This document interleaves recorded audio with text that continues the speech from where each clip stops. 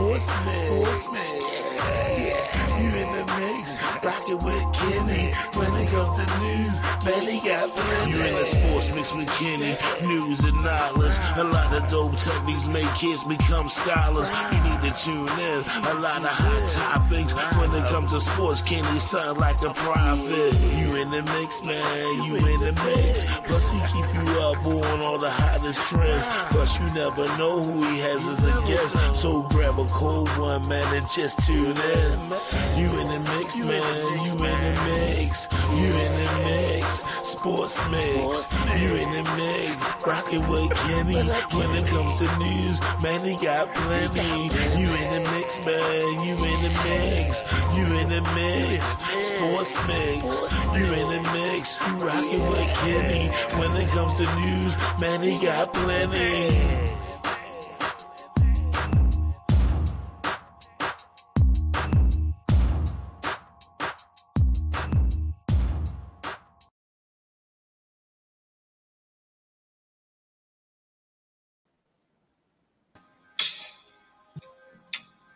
Can't you see the tears roll down the street?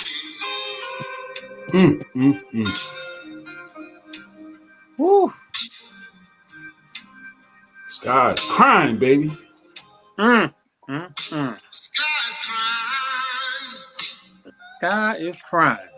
Good God. On Christmas morning, if your kid wakes up to this game, Woo. Oh, man. There's been some tough times in this city here. Damn. We ain't even get to talk about the Cincinnati debacle. Oh, man. That's right. Debacle is right. And we ain't get to talk about that one. And then we get another one. Yeah. Right behind it. The Steelers. Double whammy. Oh, a whole lot to decipher in that game. I'm going to just say that. Yeah. Whole lot. Oh, we got some YouTubers checking in. Good evening. Make sure y'all subscribing. Thank you. Share all them comments. But Kenny Kringle in the building. Merry Christmas, everybody. Yeah. Into the Christmas spirit. We I ain't need giving y'all nothing. I ain't giving away nothing. Santa can help the Baltimore crew out. Appreciate Santa showing up. Look at this guy. Already, I kind of figured he would be up for this one. This guy. How was the game?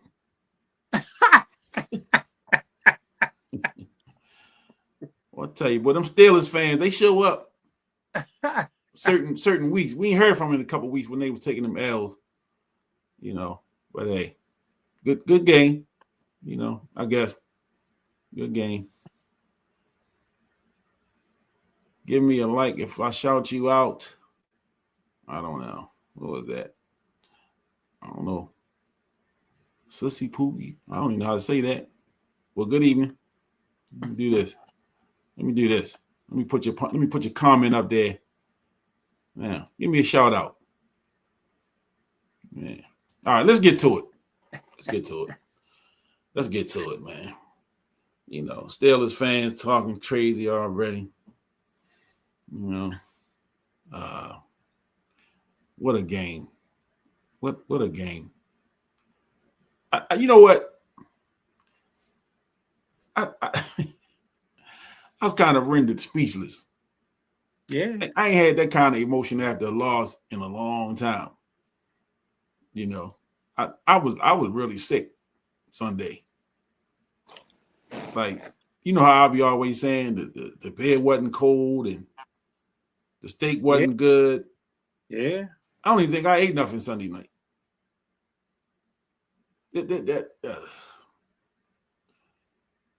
Especially coming off what happened Thanksgiving night. Which was absolutely ridiculous. Ridiculous. In both home games. Wait a minute. Wait. Slow down, Pittsburgh. Slow down. Slow down. Talking about they are who we thought they were. Slow your roll, buddy. Slow your roll, because I didn't hear a peep from you for the last 3 weeks. And remember, we do play y'all again at the last game of the season. So slow your roll. It's just a game. Enjoy the state. Yeah. Okay. Yeah. My man Billy Samuels, what's up? Say, let me see. Billy say they took that game from the Ravens. Yeah, it was a lot of hanky panky going on in that game. And we definitely gonna talk about that. You know, I'm not one to make excuses. You know that. I don't be talking about what the referees did, but some of that stuff was just ridiculous. They did come back and say they made a mistake on the field goal attempt when they called the dude for the personal foul. That was a crazy call. Crazy call that was like a 4-point swing. Yeah. You know, instead of 3, they get 7. What they end up losing by? 5. You got the missed extra point. That's a tie game right there. Yeah. You know. So talk about likely. Well, talk about that play. What is your take on the play? On that particular the touchdown that wasn't a touchdown, that was the touchdown that wasn't a touchdown. What was your thought? What was your thought? I thought it was a touchdown. I looked at it. I said it's a touchdown. He had that ball in his hand for quite a while, and I don't know. The refs came back and say.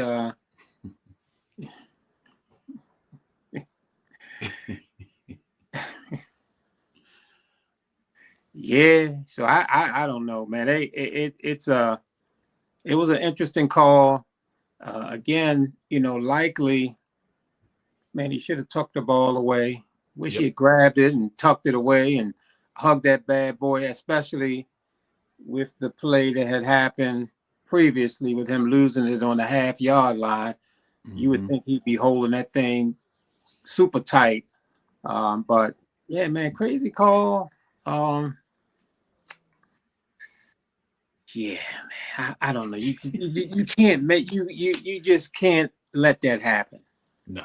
As a football player, man, you just can't let that happen. And again, particularly after you've just fumbled the ball on the half-yard line going into the end zone. So tough call, but I blame likely. Yeah. Landon checking in. What's up, Landon? He lost the ball on the second step. Yeah.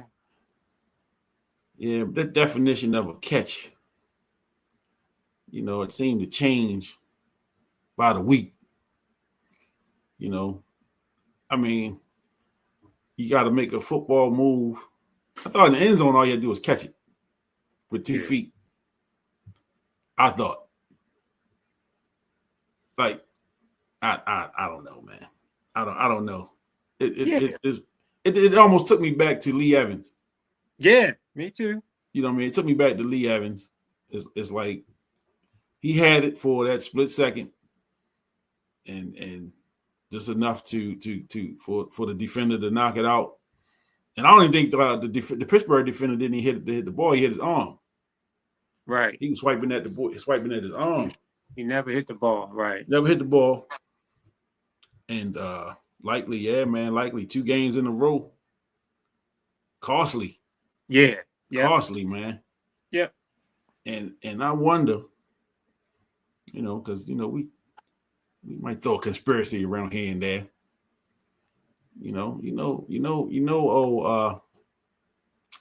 89 got paid.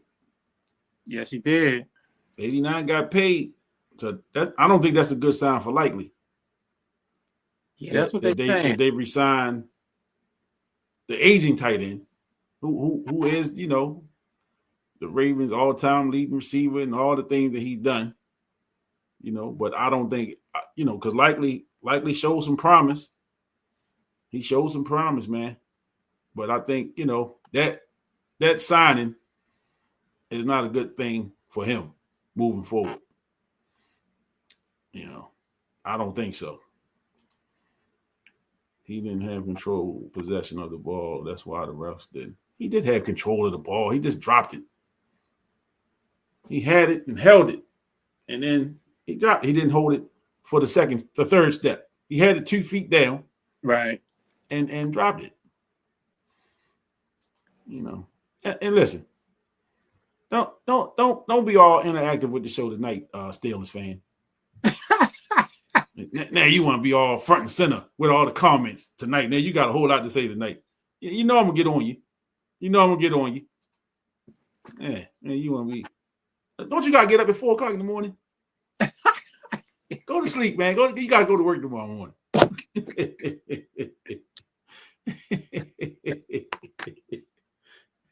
Hear all this Pittsburgh foolishness.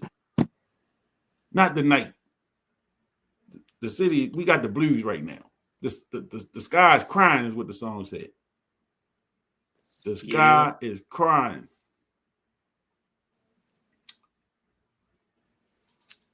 Let me see. Who are we to argue with the professional refs? Wow. Now you like the referee. You know what? We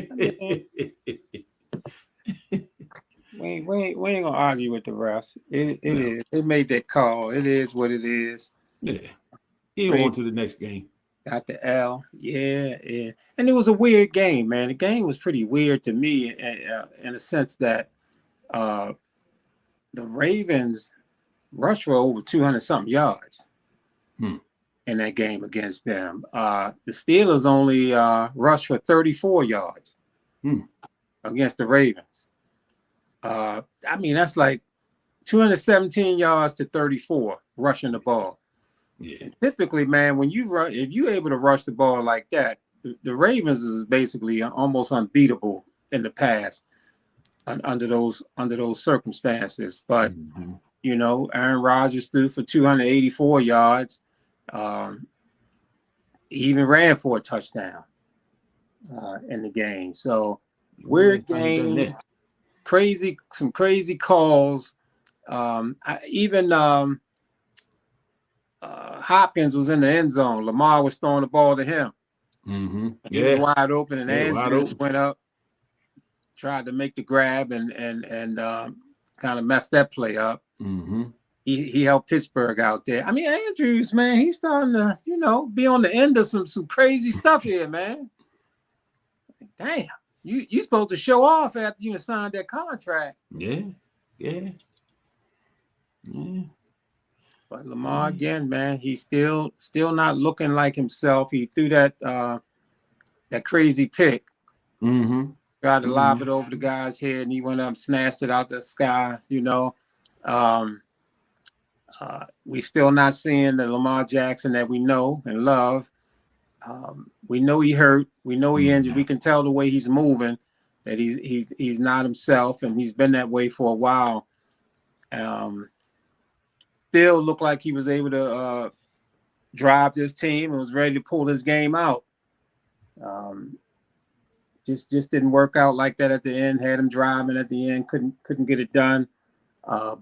Big loss, knocking us again out of first place and out of the playoff at this point and pushing the Steelers up in there. We knew that the Steelers was having some trouble, and Mike Tomlin possibly could be, playing for his livelihood, and these guys was coming. They was coming hard, and that's a big loss, man. It was a big loss, and coming on the heels of that Cincinnati game, the Cincinnati loss was even worse. Worse, yeah. Man, that was some embarrassing stuff against Cincinnati, and so the Ravens, man, I don't know, obviously that offensive line is just subpar. It's ridiculous, man. I know they highlighted our boy, big boy, on one play, man. He filet. What do you call him? Filet of fish. Filet of fish. and Shannon Sharp, you owe me some residuals because he called them fish fillet. Is that what he called it? Yeah, he said, I wish I could play that clip. Yeah. He said, man, he too big to be that terrible. Yeah. I mean, he just terrible, man. I mean, and then Ocho Cinco say when he was talking about the bad play on the line, Ocho Cinco said, "Tell me it wasn't 77. Hope it wasn't 77." He said, "Man, he always show up on the film. Wow. You know, 77. So they know 77 is the weak link. Yeah. And wherever the weak link is, that's where the pressure coming from. You know, that's where the pressure is coming from. And now Ben, what's his name? Ben Cleveland. Cleveland, yeah. Is suspended for 5 games. It ain't but 4 games left. Right. So yeah, you're right. Boy. Kelsey. You're right about that, Landon. Andrews is not Kelsey. Man, Ravens need old D-line, secondaries, and receivers. You know, there we go. Here we go. Here we go with this guy. You know, hey, I hope you oversleep tomorrow. You know, I hope you oversleep. I hope the clock don't go off and you're late for work. You know, just rub it on in. But you're gonna pay for it in the morning. And man, you know, I still think that Eric DeCosta needs to take some blame for this O-line being in the shape that it's in. Yeah. I mean, the Ravens, they let 3 of their starting 5 offensive linemen go before the 2024 draft. Mm-hmm. You know, they traded Morgan Moses, yep, right tackle. They John Simpson, they let Simpson go, and they let Zeitler go. 3 of them gone. So obviously, getting that offensive line back together had to be, you would imagine, a priority. And here we are, you know, struggling. Falele, yeah, drafted as a tackle. Big man. To me, right away, I could see that he could not handle that tackle position. His feet just weren't quick enough. And I said, maybe he can do something on the inside. And they ultimately moved him to the inside, but he's still struggling there too. What's the other guy on the other side? 72, Voorhees. Mm-hmm. And he's nowhere near as good as Simpson was. Nowhere near. It's just I mean, of course, Falele is not a Kevin Zeitler. Solid. Mm-hmm. Zeitler was just solid, man. Super solid. These guys are somewhere else playing. I know Simpson is still with the Jets. Zeitler is I know he signed with the Lions. I don't know if he's still there or not with the Lions. And Moses went to the Jets, and then he also signed another contract and went over to another team over there. So those guys are still out there. I'm pretty sure they're looking at the Ravens saying, see, they shouldn't have let me go. But I put a lot of that on Eric DeCosta. I think going into that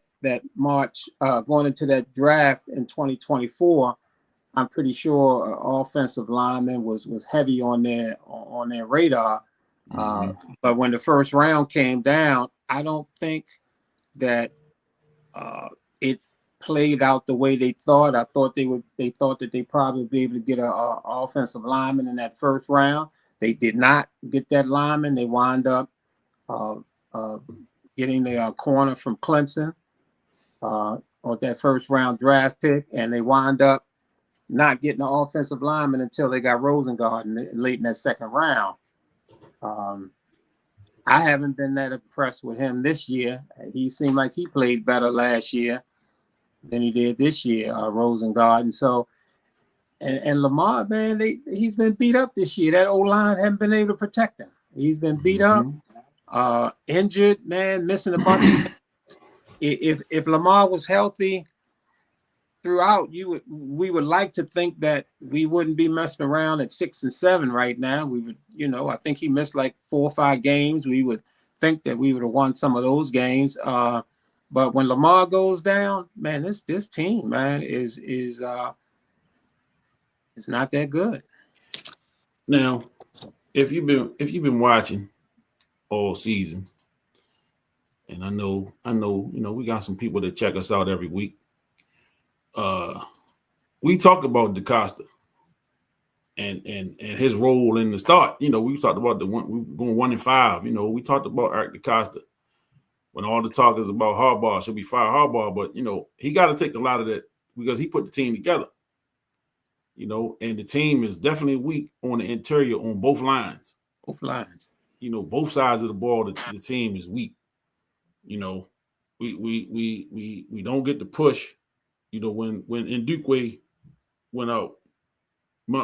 Am I saying his name right? Matabike? Yeah. When he went out, that was a big hole on that defensive line.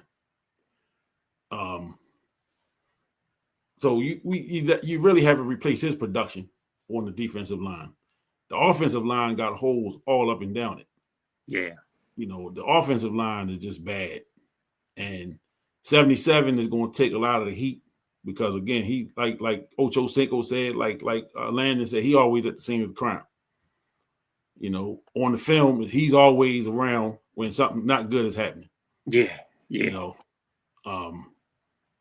So again, man, Eric DeCosta, and again, I don't listen to a lot of sports radio outside of what we do.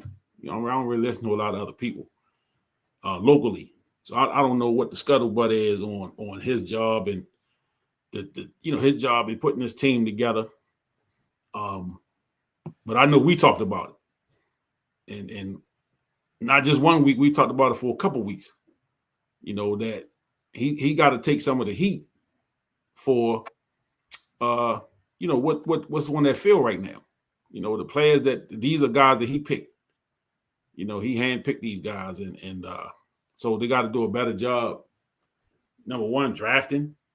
Getting the right free agents in here because it's a combination. It's not all draft, but you got to get the right free agents. With the respect to, because I think Landon said it about Lamar being overpaid. Lamar not overpaid. He's paid what quarterbacks are paid. Yeah, he's paid what starting quarterbacks are paid. Right. So he's definitely not overpaid. Mm-mm. But he's in position now because the cap hit is going to be so high next year. He has to restructure, and I think they set the deal up initially for it to play out this way. When they get to the 26th season, that's when they will go in and renegotiate. You know what I'm saying? And again, Lamar's really got he's holding the cards.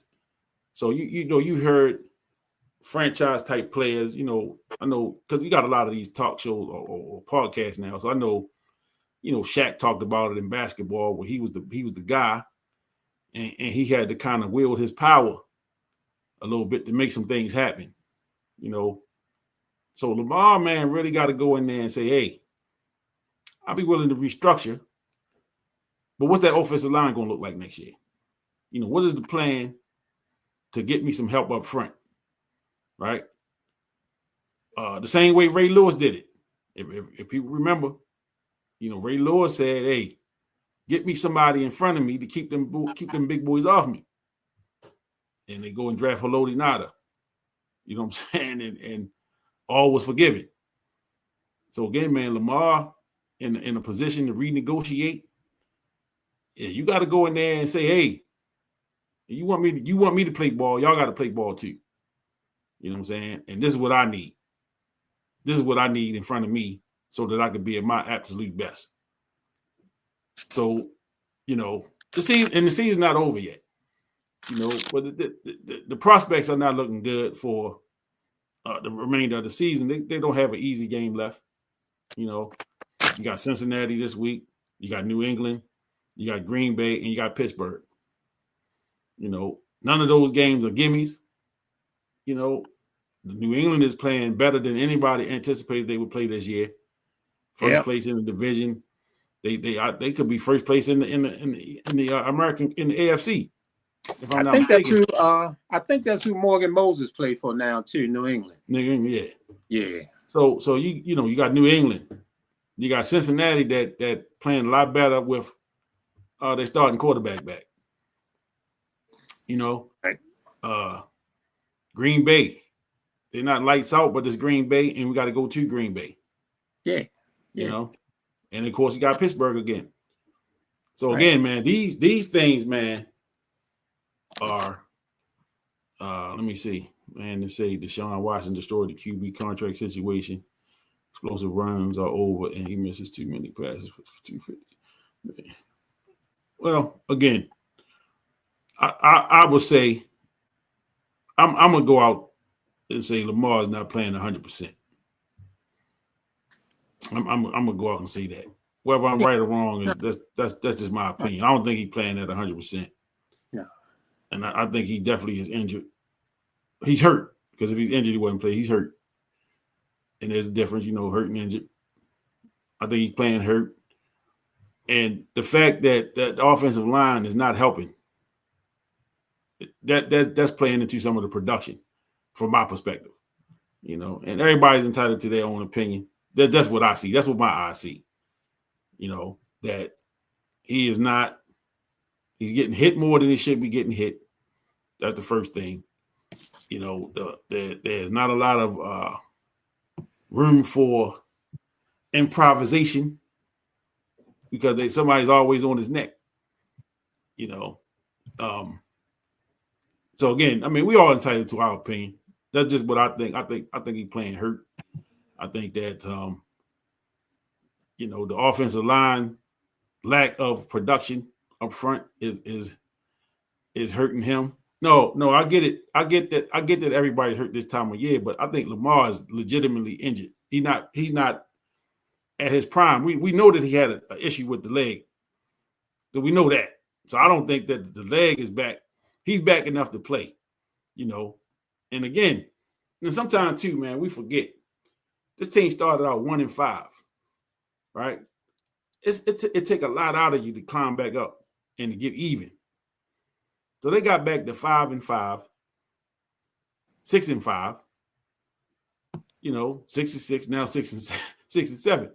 So they've been playing streaky. So they had a run where they lost 4 in a row, 5 in a row, right? They had a streak where they won 5 in a row.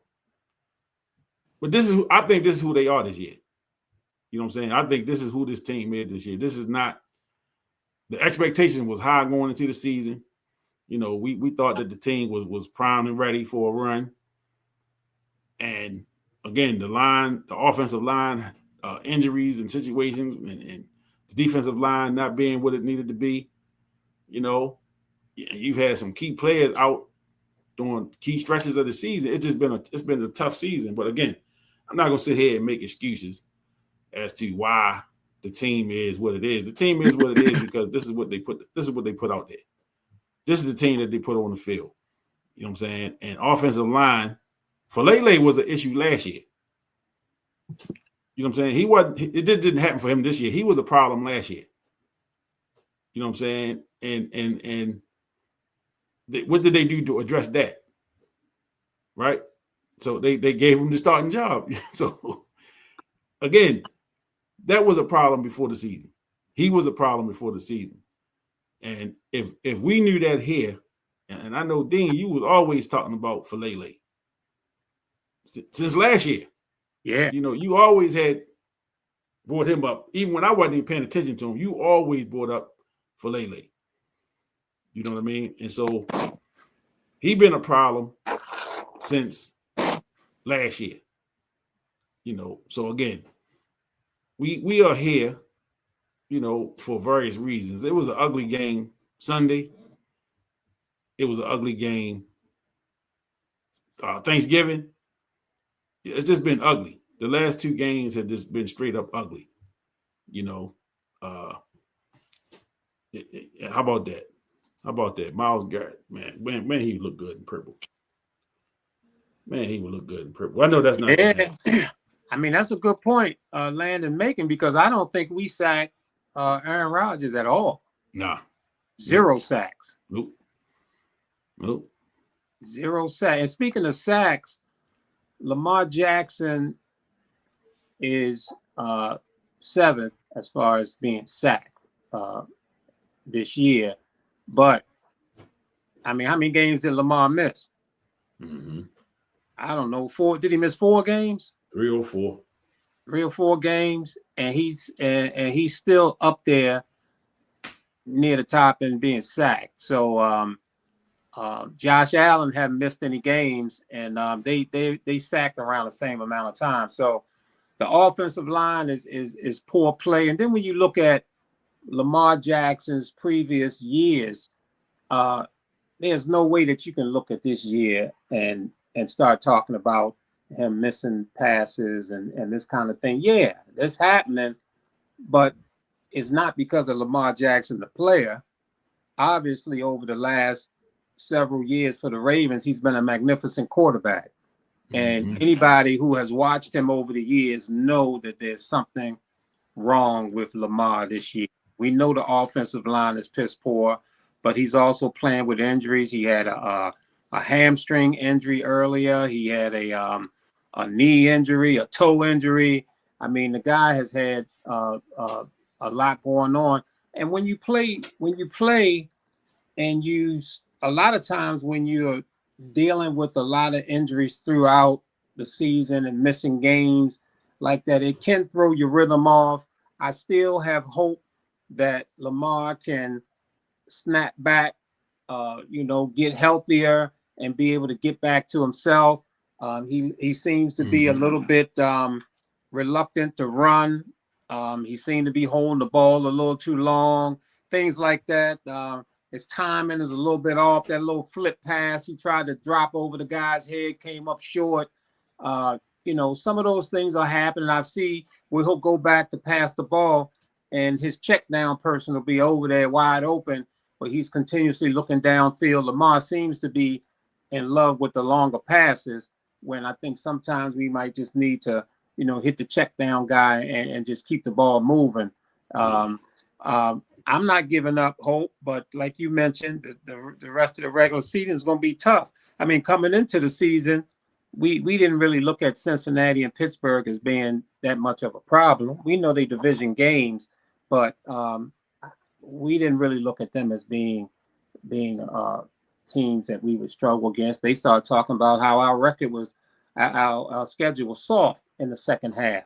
But now you're looking at New England, and of course Green Bay is always tough up there. And now you're looking at Cincinnati with Joe back, and the Steelers just beat us. So it's tough. It's going to be tough. Yeah, I agree. And again, the Harbaugh, fire Harbaugh, thing all season. I don't particularly sit in that camp. I look more at upstairs. I just look at the team that he has put out there. We talk about because I've heard some people talking about the offensive coordinator, some of his play calling, and you can question everything when you're losing games that you feel like you should win. Question everything. Question everything, man. Wait a minute, man. I got my computer glasses on. Did he say Huntley may be a better passer? Now, no offense. That's not that Mervo education talking. No, he's saying with the explosiveness not there, with the injuries there. Maybe Huntley might not be a bad choice to go with. It's not Mervo now. I'm just checking. I get what Landon is saying. I get what he's saying. Huntley played well in that that one game. I guess who did he beat? Chicago or somebody? I don't know. Huntley had a real game against somebody. Yeah, it was Chicago. Yeah. I mean, Yeah. All I saw was Huntley may be a better passer. What are you talking about? What's going on here? Yeah. Slow down, buddy. Slow down. But yeah, it's tough. It's tough, man. I really want. It's probably. I know. I text you. I ready to go live Sunday. Yeah, I saw that late. Yeah, I saw You it. know? I laughed when I saw it. Yeah, because I'm in for it to be funny. I was hurt. My tone would have been way different. No, that would have been real interesting though if we were able to hook that up and go on. Yeah, my tone would have been way different Sunday right after that foolishness. Yeah, I was messed up. Yeah, I was messed up, man. Yeah, you know. Yeah, I was screaming on Thanksgiving, man. Man, that game Thanksgiving, bro, man. Yeah, man, that was ridiculous, man. All them turnovers. Yeah, man. What the hell? Yeah, Joe Burrow. I mean, that was his first game back. Boy, he looked like he was in MVP form. Yeah, man. Yeah. I mean, it's just bad, and then you got two back-to-back division losses like that. Man, it's just not good, man. It's not good. It's not good. I'm trying to use my words. I don't want to go into my bag and drop the bombs like I feel like cursing a lot, and I'm trying not to. I'm trying not to go off. Yeah. And that's why I put the hat on and Yeah, that was a good move on your part. Good move, man. I think, because people are hurt, but they see, they see the Santa hat and all that on, man. It helps, man. It helps. It helps, man. You opened up with the blues. Yeah, because we felt it. Yeah, man. That's good. The down home blues. Yeah. Yeah. Damn. The sky is crying is what the song said. No, the sky is crying. And man, you don't want to give up on the Ravens, and at the same time, you don't want to admit to yourself that this not a real good team right now. Nah. I mean, it's tough to say that, and you don't want to think that, but man, based on these last two games, man, it's like this team is not playing good football right now. Mm-hmm. And we all know that Lamar can make that offensive line look better if he's in better condition. At this point, I don't know, man. I don't know, man. They're not looking good. They clearly don't look like Super Bowl contenders right now. Oh, no. We came into the season, man, with some serious expectations with this team, Again, man, when I look at DeCosta, I think about the kid they drafted from LSU. That's an offensive lineman. I ain't see him on the field at all this week when he was playing the previous week or two playing. I didn't see him at all. I mean, what does that say about him? I mean, I know he's a rookie. He's an offensive lineman, and he may have played tackle. But if he can't get no time with Voorhees and Falele playing the way they're playing, what does that say about him? That they drafted him in the third round. Right. So I don't know, man. It's again, I'm looking at DeCosta. I'm looking at three offensive linemen going, and not really being able to replace them, whether it was bringing in somebody or the draft. And here we are. Where's Ozzie Newsome? I think he's still around, right? I don't know if he's still on the payroll. Yeah, I know he's on the payroll, but I mean, he needs to get back in that room. Get back into that, whatever his, again, Eric DeCosta, well, like love him or hate him. The thing was, we're gonna force Ozzie into a semi-retirement and pay him well because we don't want to lose DeCosta. We've been grooming this kid pretty much since we got here. He's had a couple roles in development, player development, college scouting, all that. And they wanted to, pay him and put him in position before they lost him. And he's been in the position for a few years now. And, again, we starting to see the fruits of his labor. We are seeing the fruits of the DeCosta labor, man. And and I'm trying to be serious right now, man.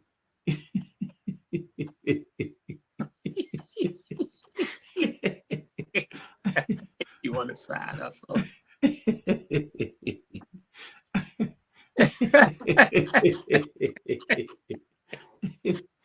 Oh Lord! Let's see. Landon was making some good football comments up until this point. Here we go. Here we go. He was making some really good football comments that showed, he's paying attention and he knows what he's talking about. It did take long, did it? Yeah, he didn't take long. He back. He back. Well, welcome back, Landon. You've been gone for a couple of weeks. But Landon, did you play O-line or D-line in college? Look, and I'm for real.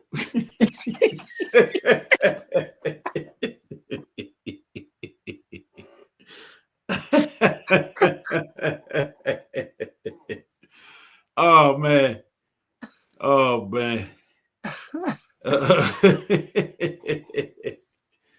Boy, I tell you. I tell you. Where would you be without friends like this? Where would you be? Where would you be? But anyway, my guy, Eric DeCosta, man, to me, his job. Look at this. All right, bro. I believe you. I believe you. Let's talk offline. Right. I might not have time. I'm too busy. I got things going on. But anyway, to me, man, Eric DeCosta, his job need to be examined thoroughly. And really, I mean, if coaches come and go. We know this. Harbaugh been here for 16, 17 years. Is it time for him to go? Could be, it could be time for him to go. But bigger than that, you got to look at the guy bringing in the groceries. As they say, the guy that's shopping for the groceries, the guy that's making the decision to bring in the players, right? You got to look at his job too. And again, I know in Baltimore we tend to, fall in love with people and hold on to people, that again, the last Super Bowl, Ozzie Newsome was the GM, if I ain't mistaken, right? Yes. Yeah. And I know DeCosta had a role, and I remember a few years ago, this was way back. There was some rumor, when people were, and this was before the second Super Bowl win. There were some people in media, local media, that, would say, well, the rumor really is that DeCosta's really making all the moves. And Ozzie Newsome wasn't, what people were saying he was. Well, we see how that turned out. He got another Super Bowl. And again, they all work together. So again, DeCosta is the man that's pulling the strings, but he got to have the right people under him too. The college scouting guys and the guys that scouting free agents, and they got to have that room intact. So again, you can sit at the head of the table, but what are the guys that sitting around the table? What are they bringing? And the same thing with a good head coach. You just as good. You only as good as your assistants. The guys that's helping you stir the pot, put them ingredients together. And so you know, and the people in the Harbaugh camp, that Harbaugh got to go. You know, again, what are the guys that's around? And we know Zach Orr has been on the hot seat since last year. Yeah. Again, another one on the hot seat. You know what I'm saying? What's the offensive coordinator's name? I'm terrible with names. Yeah, me too. But him. Yeah, that guy. That guy. You know, his play calling has been called into question quite a bit this year. You know, there was a play Sunday. I think it was like 3rd and goal before Lamar ended up getting sacked at the end of the game. When they called a play and it looked like Lamar just kind of stood there and he faked it to one of the running backs, and yeah, I mean, it went for nothing. And I'm like, man, what the hell kind of call was that? In that situation. Yeah. In that situation, what kind of call was that?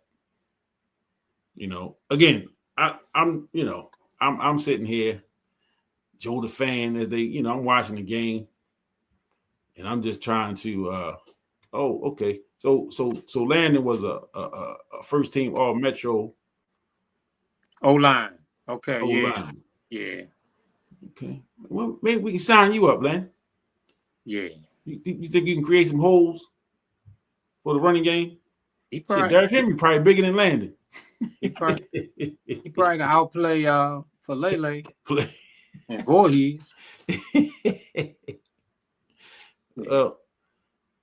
Ladies and gentlemen, there has been a Beanie Allman sighting. Beanie Allman coming to the table with Todd Monken. Thank you, my brother.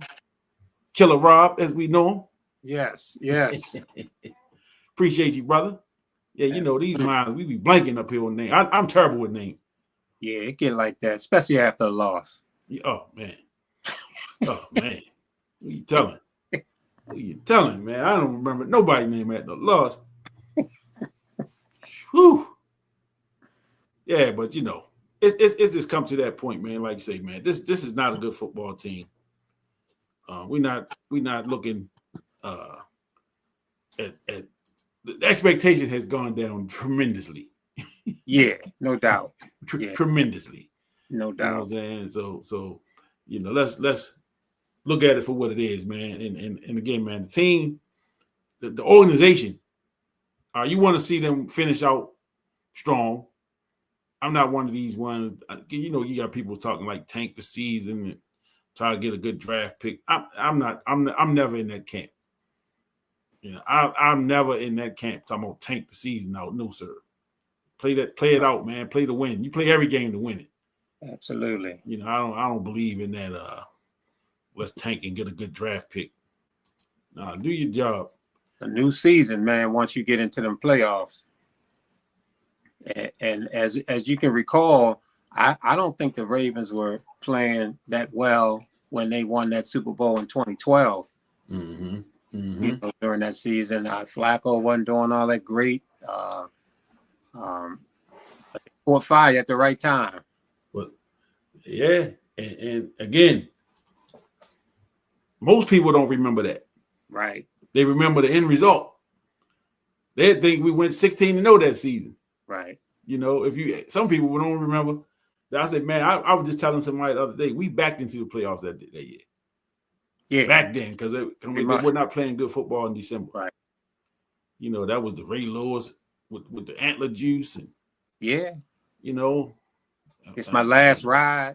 He came back and said, this is my last ride, you know. Yeah. I don't know. See, here he go with that. You remember AB's name. I don't even know who you're talking about, man.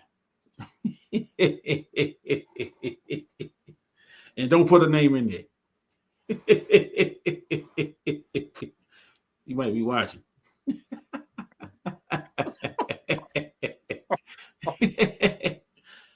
Might be watching, man. Who's AB? I talk to you offline.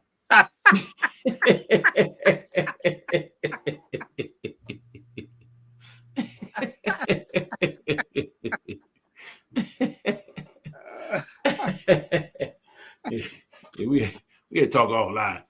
You know what I mean? Landon troublemaker, man. Landon troublemaker. Thought you was my homie. You go ahead and starting trouble, man. Look, here he go. And we were playing good, and he started hanging in tournaments with the co-host.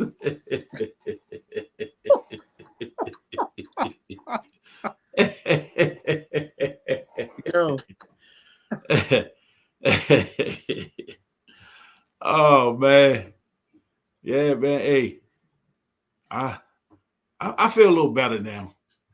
You know, it's Tuesday.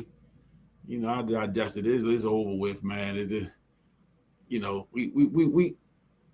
I was on my way to the Key Bridge. I just wanted to look. Though. I just wanted to look at the water. I wasn't going to jump. You know what I'm saying? I just wanted to look at the water. Right. You know. Yeah, I like waters. I just wanted to go peep at the water and, you know, just ponder and look at the harbor from the view. You know, the view from the harbor and all that stuff. You know, yeah, I feel a lot better now. Yeah. Yeah, I feel a whole lot better. You know, the Cincinnati's on the clock. We try to get some well, that damn some land. get back. Crazy as hell, man. Yeah, he don't stop. He don't stop. Hey, wait till we go out somewhere. And I'm gonna make sure I let you know, Dean. Yeah, we going out somewhere to hang out. This brother don't stop. Yeah. He don't stop. He don't stop, man. I had the nerve to take a road trip with him. Yeah. You mean? Yeah. Count me in. Yeah. You know, I had nerve, and I drove. And you drove. You know, I drove. You know, yeah. Good guy. Good guy, that Landon Saunders. Good guy. You know. But yeah, man, it's the Ravens are not a good football team. And there's no way to sugarcoat that. We're gonna put it just what it is. They're just not a good football team. Yeah. And I mean, I'll be watching every week, you know, and I'll be here on Tuesdays, you know. In my Santa hat, you know, I'll be here. What you got to say about our any comments on our place kicker? I don't like him. I don't like him. The hell? I don't like him, man. I mean, what's the problem with getting that ball in the area that you're supposed to get it in on the kickoff? Yeah, I mean, bad enough you missed the extra point Again, you know. But then to kick the ball and then go out of bounds, like, come on, man. what is that? Like, come on, man. I mean, you are a kicker. You only have one job. Dang. You know. And I don't know, man, whether they are trying to strategically put the ball in certain places on kickoffs. It ain't working, whatever they do. Whatever it is, it ain't working. Ain't working. You know what I'm saying? Because, again, I wanted to say so bad Sunday, man, if they call Tucker tonight, you know, call Tucker tonight, man, I know where to find him at. You know, I know where he at. You know he watching. Yeah, he watching, but he watching on his stomach. Right. You know, that's the he problem. watching on his stomach with a towel wrapped around him. That's the problem. You know? Yeah. But Tucker, man, bring Tucker back in here to finish the season. And I'm surprised nobody else had picked him up yet. Yeah. I know he still can kick it. Yeah, you know he's been trying to stay in shape, ready for it. I know he still can kick that thing. I think that stuff is really heavy, and teams are avoiding it. It was interesting. He went down to try out, I believe, for the Saints because they had let their kicker go, and they picked somebody else. Then he went and tried out for another team, maybe the Rams, and the Rams picked the Saints kicker that they released over Tucker. Yeah. So I'm not sure what the story is there. And you think, you know how this NFL work, man. I just wouldn't put it past them that the NFL put it out. Hey, we ain't fooling with this dude. We ain't fooling with him this year. Yeah, that's what it looks like. You know what I'm saying? Go ahead, bring him in, try him out, but we ain't fooling with him. He bad for the brand. Yeah. You know, he bad for the shield. You know, same way that they told nobody to draft Shador. Right. You know, I mean, in transitioning to Shador Sanders, it is clear that he's not a fifth round talent. Right. You know what I'm saying? Now we knew this draft time. We knew that he was a second round draft pick at the second round at the lowest. But it's clear that he is not a fifth round draft pick. You know what I'm saying? And I didn't see the game. I didn't get to see the game, but they said they took him off the field when they were trying to go for 2 at the end of the game. They would have tied the game up. I missed that. Yeah, I saw highlights. Yeah. I saw the highlight, but they tried to run like a what you call them plays with the running back. Wildcat. They try to run some Wildcat stuff. I'm like, yo, this kid just balled out. He had 3 touchdowns. He was ran for 1. Yes. Yeah. 300 some yards. Yeah. And you take him out. Come on, man. He made some great throws, man. Some great throws. The kid is clearly not a fifth round draft pick. And you can say that, and know what you're saying is true because we watched a lot of Colorado football. Yes. We know what the kid was doing. Yes. We know he could play. So when we're sitting here saying we know he's better than a fifth round pick, yes, that's from watching all of those Colorado games. The guy was balling. Yeah, he played out and he balled out. And you got people that picked him apart because he was, he threw the ball. They had a lot of throwing, a lot of passing plays. They didn't run the ball a lot. But again, Colorado was a team who offensive line was bad. That was stated pretty much from day one that the offense and defensive line were bad with Colorado, and yet he still put up gaudy numbers in Colorado. Yes, he did. Again, man, to say that the kid didn't deserve to be a top pick is just ludicrous to me.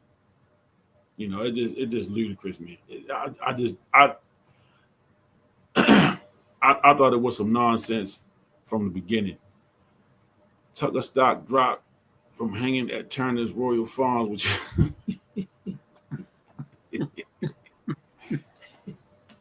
hey, I don't be hanging. Ain't no Royal Farms in Turner's. That's how much you know.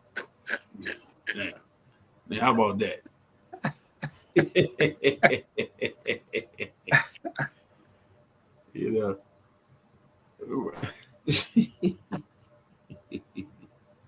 Yeah, and I mean, shout out to Landy. You look at Trent Simpson. I mean, they drafted this guy in the 3rd round. Mm-hmm. I don't really even see him, making a whole lot impact on the team. You look at, again, I'm not happy with Rosengarten's play this year. I don't know, man. I'm starting to question, some of the drafts. We love Zay. Zay was a nice draft pick. Who was this past year? The Ravens' 1st round pick was who? The safety or the defensive back from right. Man, where's he from? They had Starks. Did they have 2 first round picks? Oh, Green. No, Green was a 2nd round. Let me put on my other glasses so I can read. Got my Fred Sanford drawer over here with all the glasses in them. Let me see. me see. So Malachi Starks was his first first one. round draft pick. Let me see. D1. Who else was a defensive draft pick? They had Mike Green, second round, right? Mike Green, where he's a linebacker. He was the edge rusher, second Yep. round. He was the second round in 25. Yep.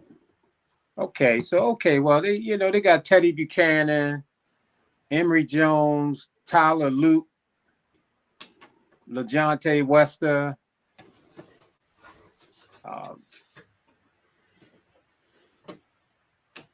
I don't know, man, and I think having a lot of times the Ravens and DaCosta goes into a lot of these drafts with a lot of picks.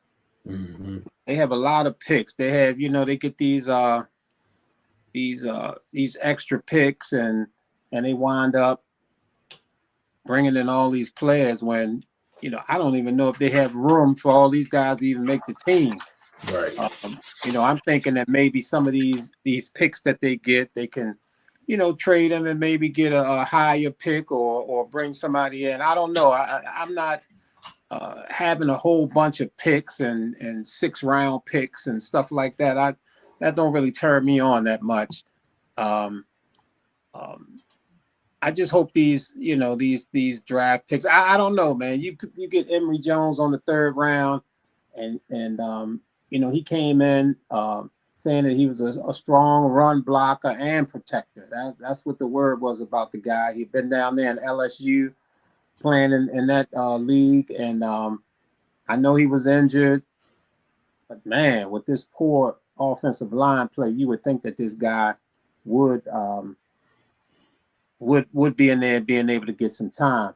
But when you think about this last draft, Malachi Starks, Mike Green, Buchanan, Luke, Wester, all those guys are technically starters. Mm-hmm. So that's a lot of young guys out there starting. I don't know. What's your thoughts on Mike Green's season so far? He made a couple plays. You seen him make a couple plays. Looked like he was starting to come on. Yeah. A little bit, but then you haven't heard him call his name the last couple of weeks. Exactly. Yeah. So again, man, I don't know if it's a scheme issue or he just not making plays. I don't know. I don't know. Yeah, I'm not sure either, man. He and he's young. We know he's a rookie, and sometimes I see him, trying to get in there. He looked rather small going up against some of them big linemen. Sometimes, Starks, you could kind of say the same thing about Starks. He was real quiet, and then he started coming on, making plays, and then he got a little quiet. And not to say that, if Starks' name is not being called that much, it's not. We're not saying he's doing bad or good. We're just saying his name is not being called that much. I don't know, man. I'm just when you come off of 2 losses like the Ravens have, it starts to make you question a lot of things, and I'm questioning DaCosta. Yeah. And they're in a position where you have to question everything. Everything is on the table. Yeah. With a team and an organization whose expectations was high. The expectation level was high. Everything has to be put on the table. Yeah. At this point. Now, again, with some of the pieces that they have, this is not a gut and rehab. This is not a gutted out and rehab type of situation. You have some really workable pieces. You just have to put things around those pieces to enhance what you have. Again, the drafting in the offensive line has been a hole.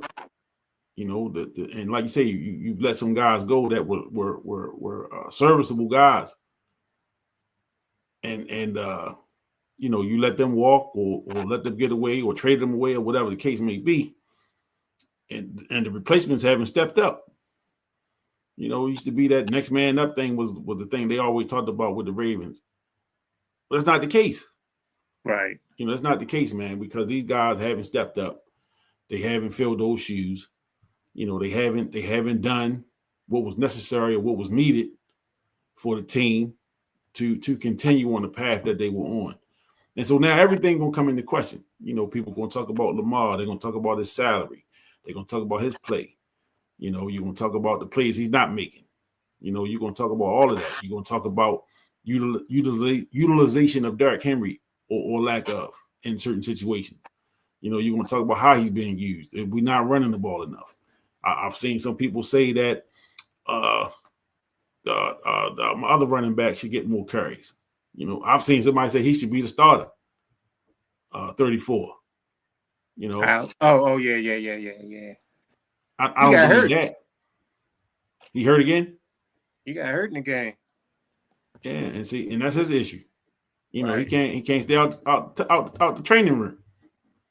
You know, and again, Todd Monken, you know, was praised, you know, for his play calling. But when things ain't going right, everything come into question. Absolutely. You know what I'm saying? And again, from a coaching perspective, right? From a coach's perspective, the coaches spend more time with these players, and they know these players much more than us fans do. And so, again, man, when you're a coach and you're looking at that squad and you're looking at the pieces that you have and you're looking at that that play sheet, you know with the personnel you have, that certain things just ain't going to work. And they know that before we know it. You know what I'm saying? And that's maybe why we don't see some of the play calling that we think should be happening with the offense. You know, I think sometimes, man, as fans, we get into Madden zone where we feel like, you know, you just put your plays in and you got a little remote, man, and you can make it happen. These are human beings that's playing these games. You know, and the other team is trying to. You know, and let's not ever lose sight of the other team is trying. So they're not out there to let the Ravens just do what they do and let Lamar rip and run all over them and, you know, let Derrick Henry go for 300 yards. And they're not out there for that. They are trying to stop. They're trying to win these games too. Yeah. You know, but from a coaching perspective, this sometimes take your Keaton Mitchell, take your fan glasses off. Right? Because in the fans' eyes, your team is the best team in the league all the time. You know, we watch our team more than we watch any other team. We feel like we know our personnel better than any other team's personnel. But I'm telling you, man, from a coaching perspective, the coaches in this is working out with these guys every day. They know who can do what. And it's not even about who can do, it's who do they trust. Who do I trust to get the job done? Right? And so Falele is now getting in the crosshairs of the national media. We've been talking about him here for 2 years. Right? Now the national media start to talk about him. So that means that, again, he is at the scene of the crime way more than he needs to be. You know? Because his name is coming up now in conversations outside of Baltimore with what one of the problems is on this offensive line, you know? And so you getting the media coverage for the wrong reasons. You being talked about for the wrong reasons, man. And so if the national media and we talk about that, what do you think the coach is talking about? Oh, yeah. You know, and they saying, we got to put this guy back out there. And I'm positive that they probably trying to scheme up ways to hide him or to send the action away from him so that, you know, you can kind of hide him a little bit, hide him and hide his deficiencies, right? But again, man, the other team is trying as well. You know, and again, man, the offensive line has been a problem this entire season. You know, just think about some of the ways we lost games. And let me not say we. The Ravens have lost games. I don't want to act like I'm on the team or something. You know, but think of some of the ways we lost games, like with the Derrick Henry fumbles early on in the season, right? Derrick Henry that never fumbles the ball had 2 crucial fumbles early in the season, lose both of those games. You know, Lamar not been spectacular. You know, he's a 2-time MVP. We know what he is and what he can be, right? Keaton Mitchell, who was trying to find the form that he showed when he first busted on the scene a few years ago, right? Zay Flowers has had key fumbles, you know, trying to make plays, right? Mark Andrews hasn't been the Mark Andrews of old. Solid, but he hasn't been the Andrews of old. Likely, you know, back-to-back games, fumbles or drop passes in touchdown situations. You know what I'm saying? So you look at, and these are key players. These are guys that are very highly thought of. Not only thought of, but these are highly utilized guys. Yeah. You know, these are big play guys in our offense. That other receiver, number 7. Bateman. Bateman has some drops. You know, I don't think that they're using the free agent rock receiver they brought in this year. Yeah. The veteran. Right, number 10. Number 10. I apologize for not knowing the names, man. DeAndre Hopkins. I'm sorry. I apologize, man. It's bad. That's bad on me that I don't know the names. But again, man, I don't think he's getting utilized the way that he should be. Yeah. You know, again, it all starts and ends with the offensive defensive lines. And I've been saying that. Since week 1. You know, and I didn't, even in the summertime, I didn't think the Ravens did enough to address the old and defensive lines coming into this season. That was like my biggest pet peeve, is that you have to address that every year. I think those positions have to be addressed yearly. You know what I'm saying? Because when you move in pieces, you got to replace those pieces. You know what I'm saying? And the games are won and lost in the trenches. Championships are won and lost in those trenches, man. The team that takes care of their quarterback the best has the best chance to win games. You know, and organizations that prioritize their offensive and defensive lines understand what it takes to win and lose games. One thing that I always respected about Belichick up in New England was he knew when to say when. You know, he never held on to players, and usually skilled players, longer than he needed to. And he would let them go when they were still productive. But when that price tag got too high, he moved on. But he took care of the offensive and defensive line. You know, Tom Brady, for love him or hate him, but he took care of Tom Brady. He made sure Brady was good. You know what I'm saying? He protected him, protected that investment.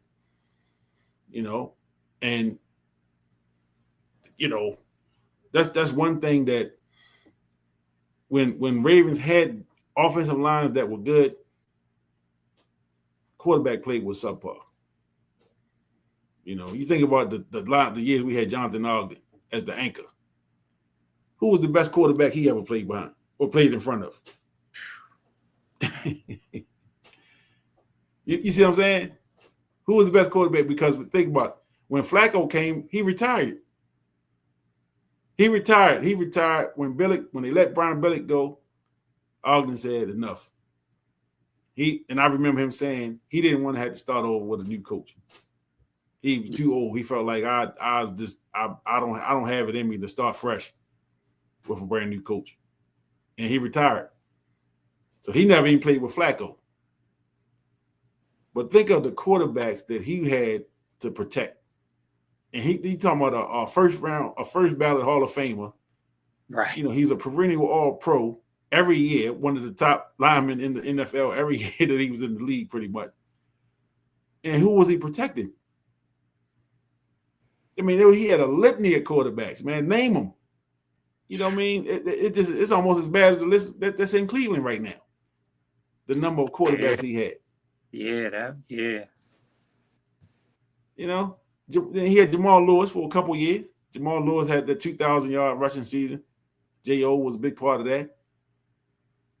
But, I mean, we're talking about, you know, when we had decent offensive lines, you know, Flacco had some good lines in front of him. You know, LeBar in the first couple of years had some good lines in front of him. But where was the priority? He blocked for we know Testaverde started out, but Jim Harbaugh quarterback for the Ravens. Right. Right. Remember back that far? Right. Tony Banks and Trent Dilfer and them guys. Eric Zaire and you know, Stoney Case. You know what I'm saying? And you don't want to say it, but I'm gonna let you say it. I ain't even gonna say it. God, don't do this, man. I ain't even gonna say it. I'm gonna let you say this one. Yeah. You talking about Brian Billick's son?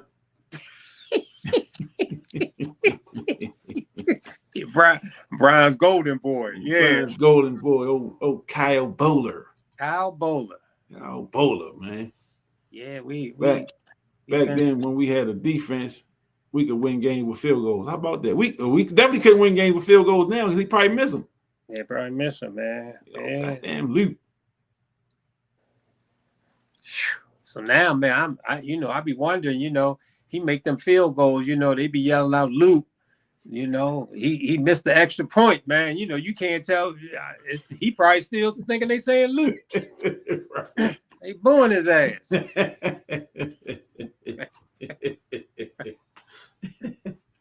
Yeah. Maybe. You think Tucker take him to one of them spots? Yeah, maybe he ain't going to the right. He ain't going to the right parlor.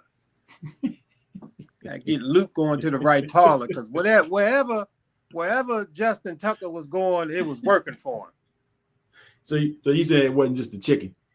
It just wasn't the chicken. He probably came in there with chicken for everybody at the parlor. Oh, so he had people thinking it was just the chicken. Yeah, man, massaging and chicken and potato wedges, man. They was doing it up in there. You need to take Luke, man, to that spot. Man, boy. Yeah. You know, let me stop, man. Maybe Justin will take him hoping that he can get his job back. You know, Justin will take him and have one of them girls call the Ravens. Hey, your kicker's here. Right. You know. Yeah, I tell you, man. You know, the sexual freak offs, P. Diddy, you know, all in the news, and you know, Tucker still trying to get his job back. I don't know what homeboy up there, Deshaun Watson, doing up there in Cleveland. I don't know, you know, but this you know, this freak off stuff, man, and baby oil and massages, man. I mean, it's just off the hook, man. You talking about people with money who can pretty much buy what they want. Wait a minute. I don't get it. Wait a minute. I don't get it.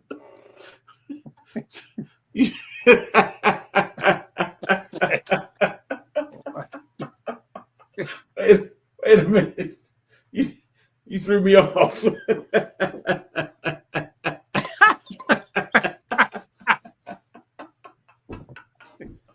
You threw me off. Wait a minute.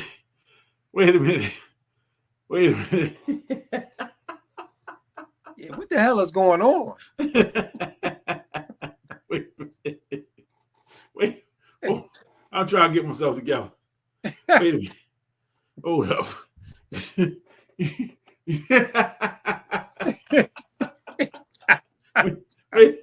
were talking about Justin Tucker, and you talk about you threw P. Diddy. Hey, man, they all in the same boat. I bet they ain't brought his name out yet, but I think Justin Tucker was at some of them freak offs.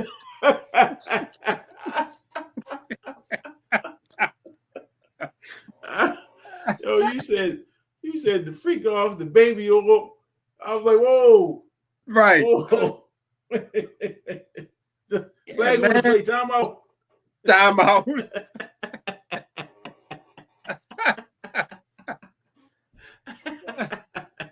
Man, oh, my head is hurting. It's getting out of hand.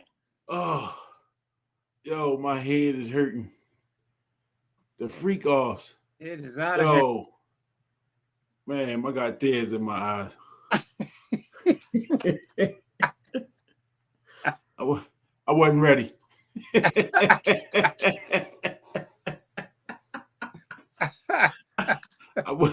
I wasn't ready. Yo, you got me with that one. Yeah, man. It is crazy. Oh man, they all at the freak offs, huh? Yeah, man, this freak off thing, man. You know, I mean, I know Diddy been throwing his, but you know, other people throwing their little freak offs. You know, then they come game day, man. You know, they come out there thinking they Superman until they get caught. Then it's a different story. That's something. Justin Tucker's little ass up in there. Feeding people chicken wings and shit so he can have a happy ending. Man, this stuff is getting ridiculous. He had the freak offs. He had the freak offs. And no chicken. And no chicken. And no chicken and potato wedges. Potato wedges, man. Come on.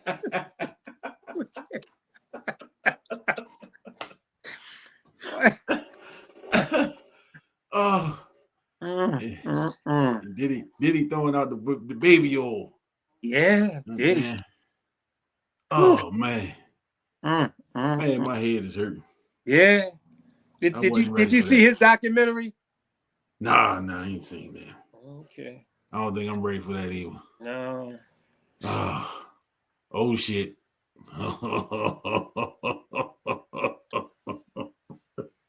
What is that?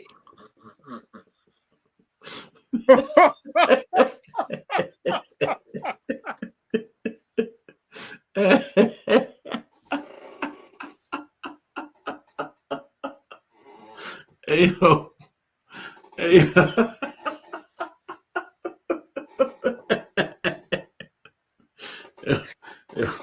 My head is hurting.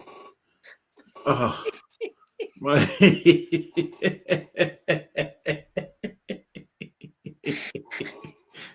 Oh boy.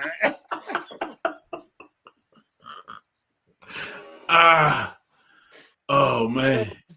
You know, we went like 2 or 3 weeks without landing. Yeah, he making up for it. You know, he making up for it for sure. Oh Sure. man. Getting his freak on.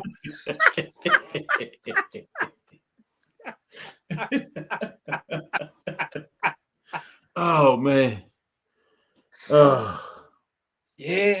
man. I apologize for the laughter. Yo, my head is hurting. My head is hurting. You threw me off with that. Yeah. I threw a little mix in there. Yeah.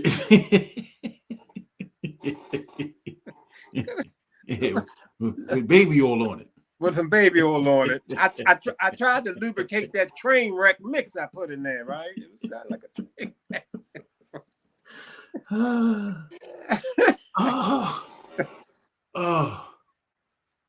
My man said the freak offs. He threw me way off with that. We talking about Tucker and Luke. Diddy. Man, they had the freak offs together. Hell yeah. Hell yeah. Deshaun Watson. Yeah, man. A couple other names up in there too, man. Yeah, they all in there freaking. Yeah. Getting it in. Yeah. Oh man. Yeah. That was good. I needed that laugh. Yeah, especially with these last couple losses, man. Playoffs, Ravens playoff chances, man, is not looking that great. It's not saying that it's over, but they got some tough teams to play here. I think if we went out, they keep saying if we went out, we in. Is that what they saying? Yeah, well, that means we went out. That means we're gonna beat Pittsburgh.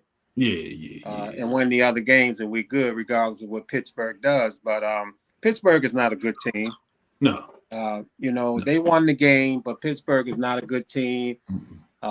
They've been struggling all this year.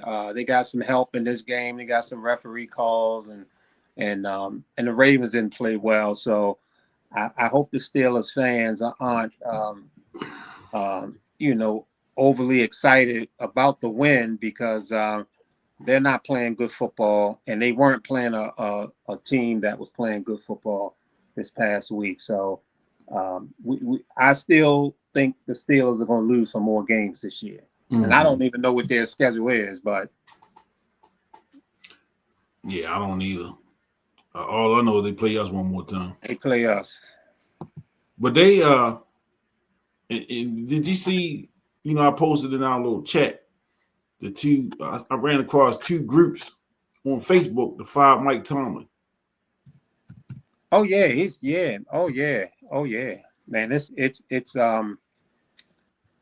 big news, man. I've been looking at some of the Pittsburgh folks, and they were basically in that last game, there was a big chorus from the fans. Yeah. Raymond, fire Tomlin. And boy.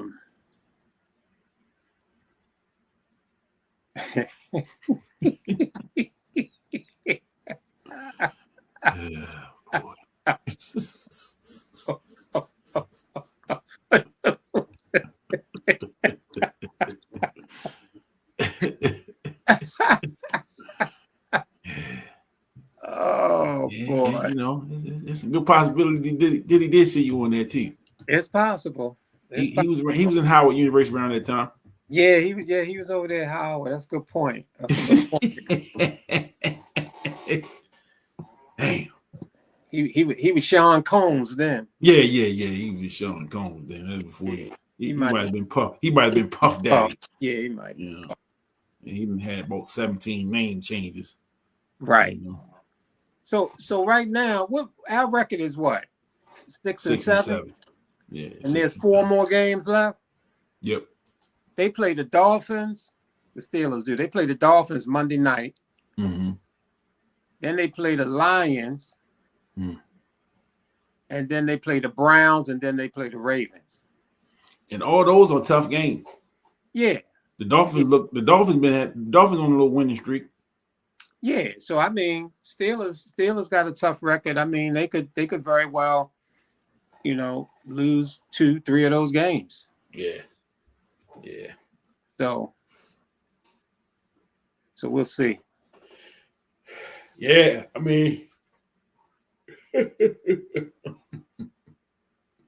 we definitely gonna see. It's the home stretch. The division is up for grabs still. We'll see how it plays out. Again, I'm not overly impressed or confident in the Ravens' prospects for the remainder of this season. I'm just not. I'm not overly confident that they can finish the season out strong to get into the playoffs. They may get in, but I don't expect much if they get in. And but then getting in is part of it. If you get to the dance, anything can happen. Again, we talk about the 2012 Ravens where they backed into the playoffs, and then Joe Flacco turned into Joe Montana, and rest is history. You're right. And he's still getting jobs based off of that. So speaking of people getting jobs, Did you see that the Colts brought in goddamn Phillip Rivers?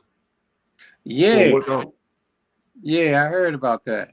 Phillip Rivers is 44 years old. He hadn't played since 2021, 22. Wow. And you bring him off and Phillip Rivers, man, maybe he need a couple dollars. He got about 17 kids or something.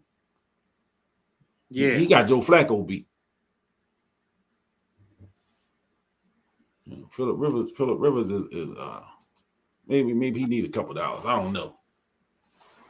So Dean, you should bring back the Soul City Walking. That fan dance made loot. When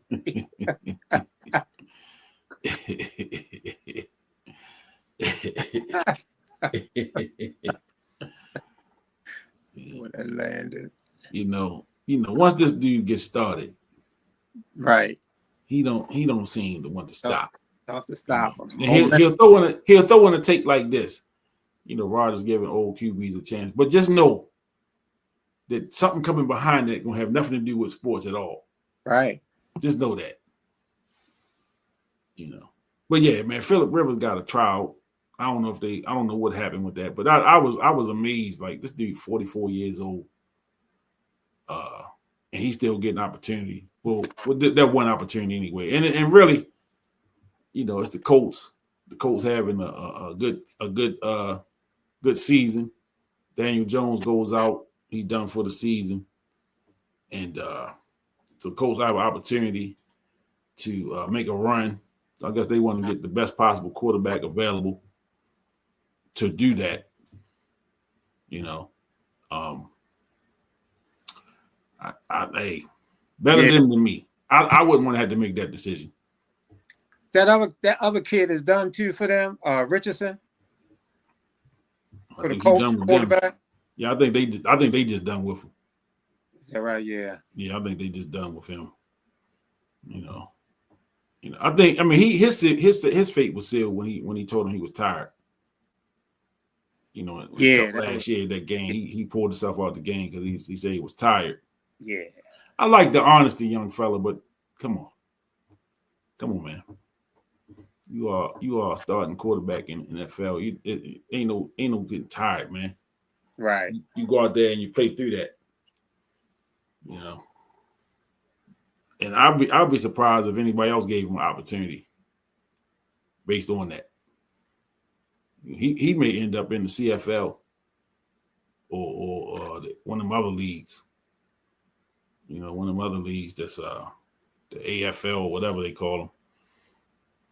He may end up over there. You know. But, man, you know, Shador played well. You know, he's again proving that he's not he should have been a round 1 or 2 at the least draft pick, which affected his money. I looked up his contract status. He did get a 4-year deal. So he is under contract with the Cleveland Browns for 3 more seasons after this one. You got him at a good price. Yeah, you know, definitely got him at a bargain price. I think his total contract was like $4 million, 4 years and 4 point something million. He got like I want to say like a $500,000 or $700,000 signing bonus. You know, and I think his cap numbers maybe like $800,000 a year, something like that. So they got him at a bonus at a bargain for the next couple of years if he's the one they want to build around. But the first thing need to happen in Cleveland is they got to fire the coach. Yeah, because it's clear that he had an issue with Shador.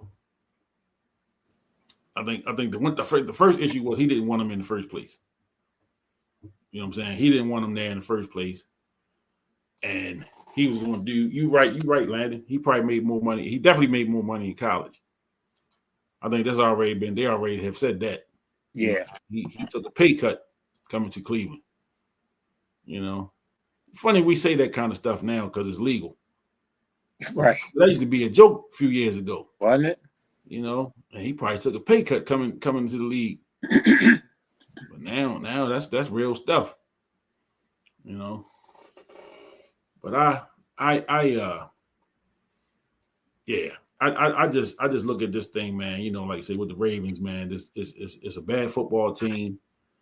You know, they got to finish out this season. And I'm pulling for wins every week. You know, I'm not one that's hoping they tank the season out, man. Go get W's every week. I want to see him play good football.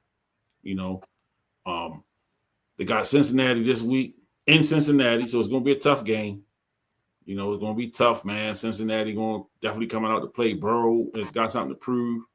You know, you got people saying, well, he should have just sat out the rest of the year and just come back strong for next year. But he's a competitor, man. You know, and that's the thing. What I'm saying, like to these fans that be talking about tank, you know, tank the seasons out, man. These guys got pride, man.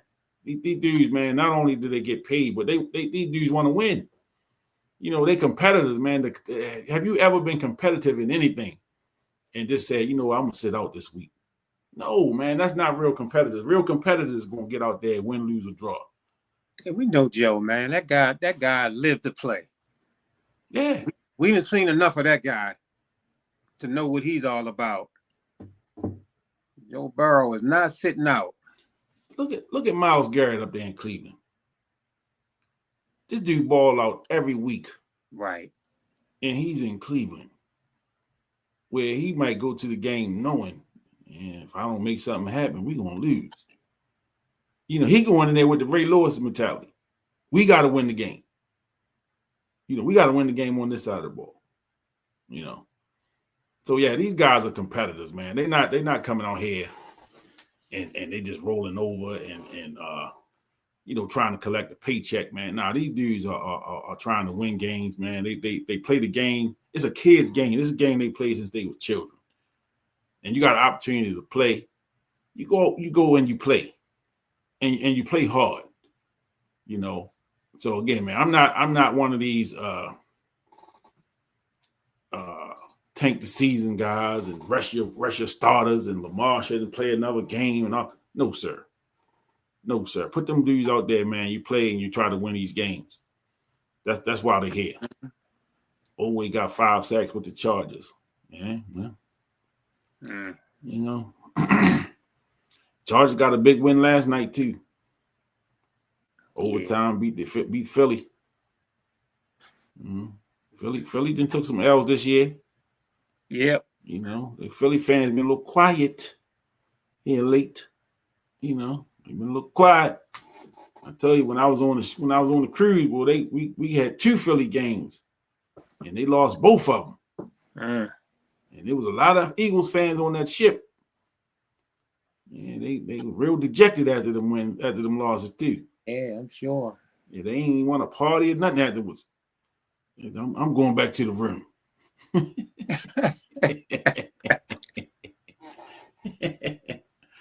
Yeah, they ain't want to talk to nobody after they was losing the game. They out there in the middle of the Atlantic.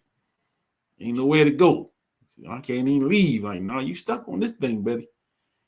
You know, maybe next week. Yeah. You know, but the Ravens lost 2 games when I was on the boat too. So let me not talk. Yeah. You know, let me not act like we was winning. You do that. You got to see Cooper Rush play, didn't you? Yeah. You know what? He was the quarterback one of them weeks. Well, yeah. Was it both weeks? I think you had him both weeks. I know the one week he looked awful. Yeah. That was against the Rams. Yeah, then they did replace him late in the game with Huntley. Yeah. In that Rams game. Yeah. Well, which one was the worst? Well, Houston was the worst one, right? Houston was the worst. Yeah, Houston was just the yeah. Oh, like 44-10 or something. Yeah. That was bad. Yeah, that was bad. That was real bad. Yeah. They was up in the end zone doing the Ray Lewis dance. Oh man, yeah, they were just real disrespectful. Yeah. Yeah, that's the one when I went out and did a video immediately that said my man's locker room his office should have been cleaned out that night. Zach Orr. Zach should have been done after that one. I think I did that video at halftime. Yeah. Yeah, I remember leaving out that bar at halftime. Say, hey, clean his locker room, his office out tonight. You know what I'm saying? He need to go. How we take somebody the Cowboys let go? Who was that, Lanny? Who we got from the Cowboys? You gotta help me out with that one. I don't remember that. But yeah, I feel better now. I'm in a much better mood. You know, I was in a good mood this morning, man. I on my way to work. Yeah, man. You know, I had to Cooper Rush. Yeah, you're right. See, that's how much I forgot, man. I was just trying to forget that he was even here. Yeah, Is he still on the team? Did they cut him yet? Thanks. Yeah. Is he like the 5th string quarterback now? Well, he definitely ain't second string no more. Yeah.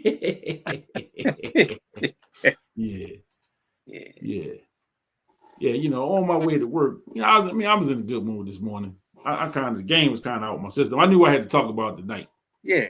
You know, so I had to get myself right, you know, on my drive to work this morning, you know, and I threw in some Jackson 5 Christmas music. There you go. You know what I mean? Little Michael in the Jackson 5, you know. That's right. And I said, yeah, I'm going to put my Santa Claus hat on at night. And I'm in the mood, man. You know, listening to, you know, Jermaine sang the lead on a couple of them songs, man. Hell yeah. You know, yeah. Have yourself. Have yourself. Give me that. I ain't gonna do it to you. I ain't gonna do it. He did it though. Jermaine killed it too. He killed it, didn't he? Yeah, he did. Yeah. Let your heart be like. Go ahead, Jermaine. Yeah, Jermaine did it. I ain't gonna sing to him though. I ain't gonna sing. Well, I had people all in my inbox. Man, I ain't know you can sing.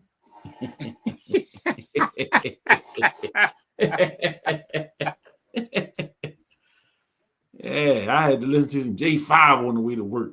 Yeah, man, that'll do it, man. And it was cold enough because it was freezing this morning. Yeah, you know, it shouldn't be that cold nowhere on earth at no time.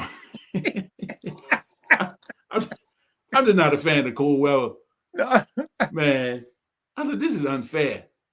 And then you know, this is the time when I say, "Now I need the damn automatic starter." Right. I gotta sit in the car, let the car heat up, let the windows get defrosted and all that foolishness, man. I said, man, I need the damn automatic start. I could hit that button, and by the time I got in the car would have been nice and toasty. Oh man, it just should not be.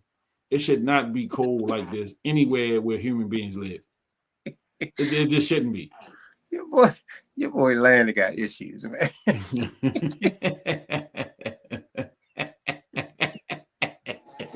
No, man, he needs some help. I don't pay that dude no mind. And this is a guy that I work with. Right.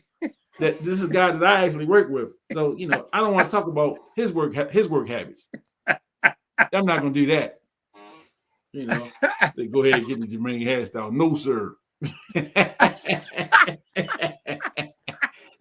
No, sir. And I definitely ain't doing that one. And he needs to stop too. Was that you who sent that picture? Yeah. Yeah, he needs to stop. Yeah. I don't know. I put a call out for all fans of Jackson 5 and the Jackson family to take part in this intervention for Jermaine Jackson. That needs to stop.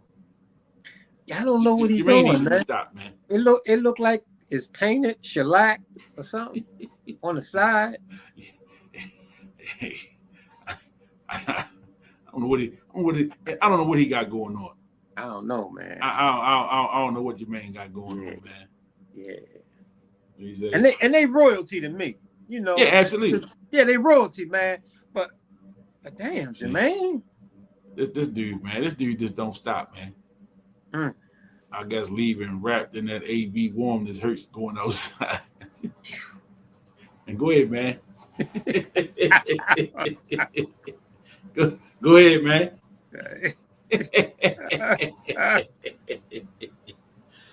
AB. You know. Jackson 5 always put me in a good mood. Yeah, and you know the thing is that when it comes to Christmas time, I mean, you know, Christmas is about the children, and the Jackson 5 were youthful. Yeah, Michael was at his, you know, young best, and those songs that he sang, man, was really just perfect for kids growing up. Yeah, even today, when the Yeah. kids hear the Jackson 5 Christmas songs, Yep. they are really, kind of applicable to the season, man, with the young voices. Absolutely. Great Absolutely, Christmas song. Absolutely, man. So for me, there's a couple.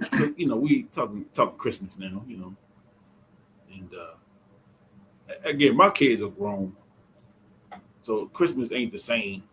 We don't have the same energy around the house for Christmas time. Just because they all, my kids are all adults now, so adult age anyway. And so sometimes, man, for me, the spirit, I'm not a big Christmas guy anyway, but it was always about family. Sometimes, and music is big for me. So we talked about music, so I get that feeling like today. As I was driving, I'm listening to that music, and it just kind of took me back, to kind of being around my family, my grandparents. When I was a younger kid, just me and my friends. Some of the things, some of our Christmas traditions, or not so much tradition, but things we used to do as kids, man. Christmas morning was always big. You and your friends kind of comparing what you got, and you saying the new bike or the new whatever, outside, and it's freezing cold outside, and none of that matter because it's Christmas, right? Here we go, here we go, here we go, here we go. I know it's coming, and Dean, I'm sure you can speak to this.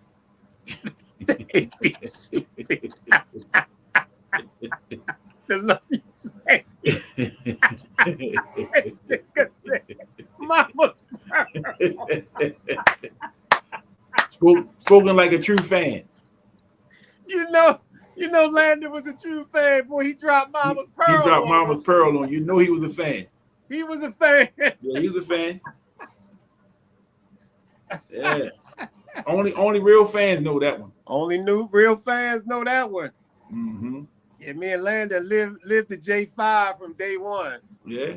So you got people who are a certain age, man. They didn't watch the whole career, of the J5 of the Jackson 5 and the Jacksons and yeah, we know them songs, man. We know them songs. That Christmas album was iconic.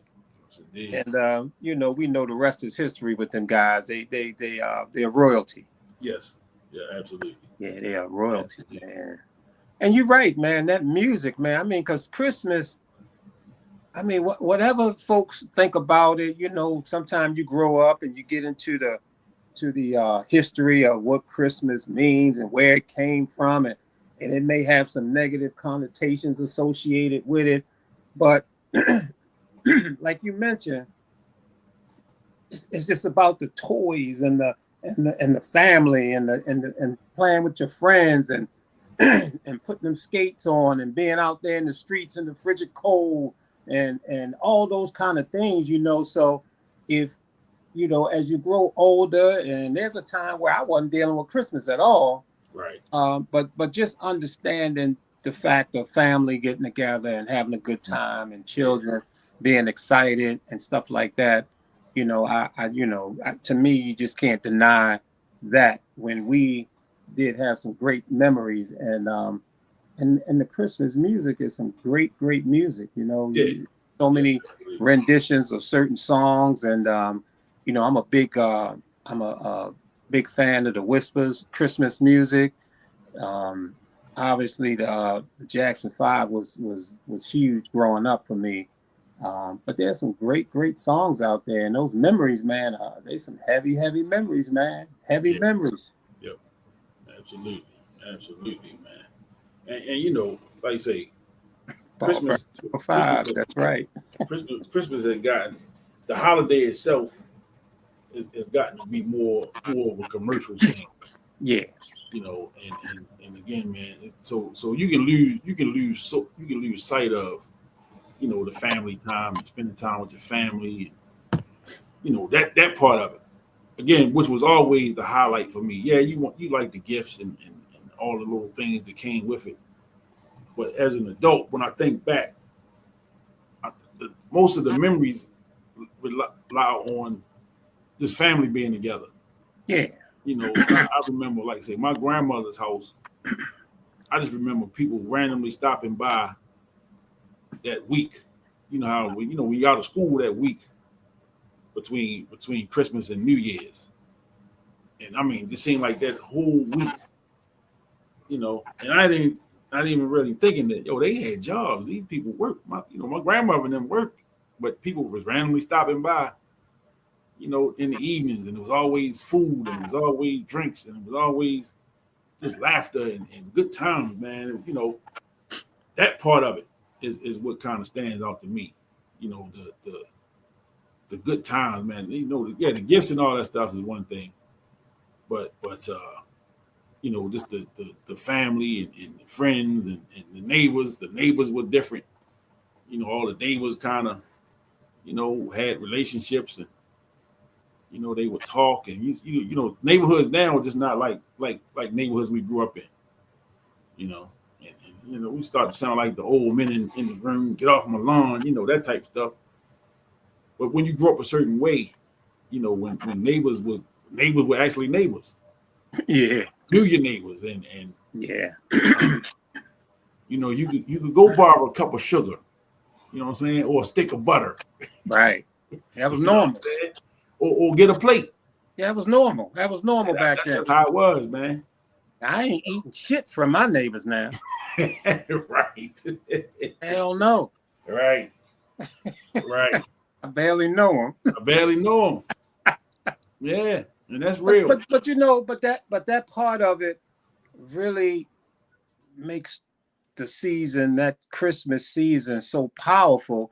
Is that connection with family and your grandparents and your parents and toys and aunts and people coming over, that as the Christmases continue and they're not here anymore, some of them are not here, but during that time, it really makes you think about them. Yep.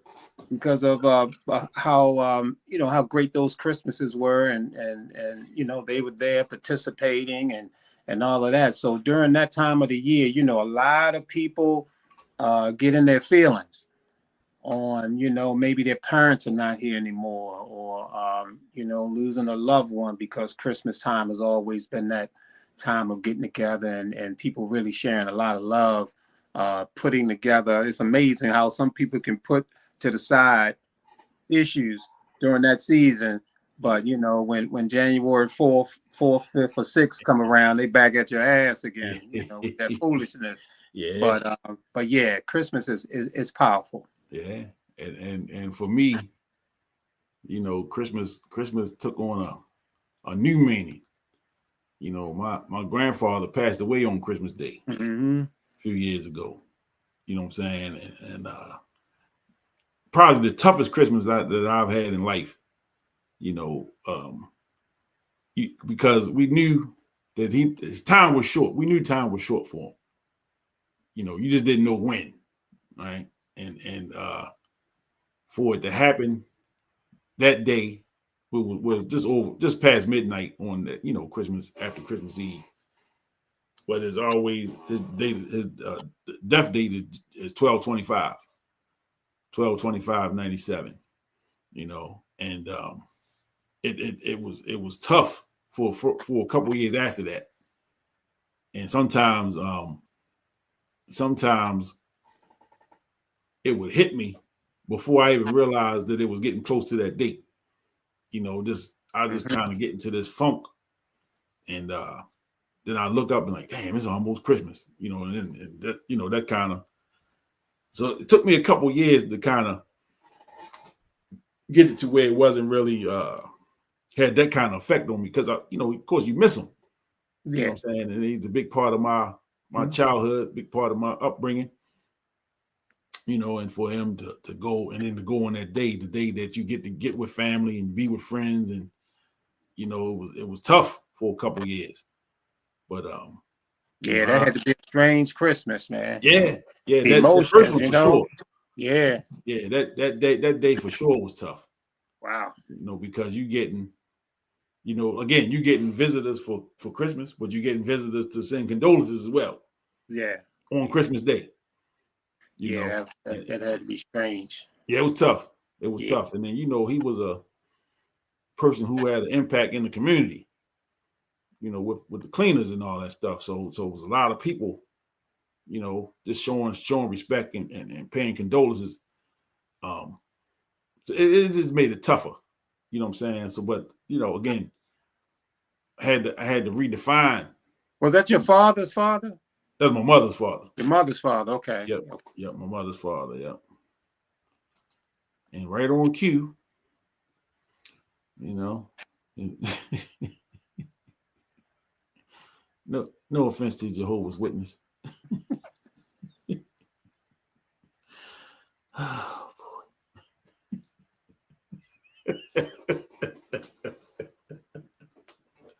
Oh, this dude, man. This dude don't miss, man. Yeah, I second Kenny. No disrespect to the witnesses, man.